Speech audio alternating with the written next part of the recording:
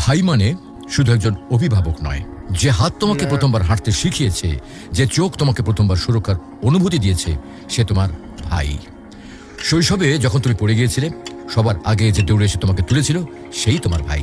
স্কুলে কেউ তোমাকে কষ্ট দিলে যে বুক ফুলে সামনে দাঁড়াতো, সে তোমার ভাই।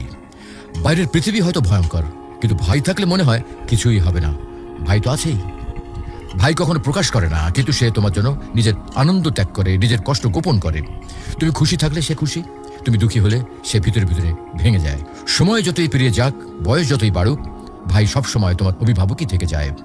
বিয়ের পরেও দূরে থাকলে ফোনে শুধু একবার বলবে, ভাই আমার একটু সমস্যা হয়েছে, আর সে দেরি না করে তোমার পাশে হাজির হবে। প্রিয় ভাই বোন, এই সম্পর্ক রক্তের বাঁধনে করা।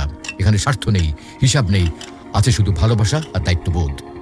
যতদিন ভাই বেঁচে আছে, ততদিন তোমার জীবনে একজন নীরব অভিভাবক রয়েছে, যে সব সময় তোমার পেছনে পাহাড় হয়ে দাঁড়িয়ে রয়েছে। তাকে কদর করো, তার জন্য দোয়া করো, কারণ ভাইয়ের ভালোবাসা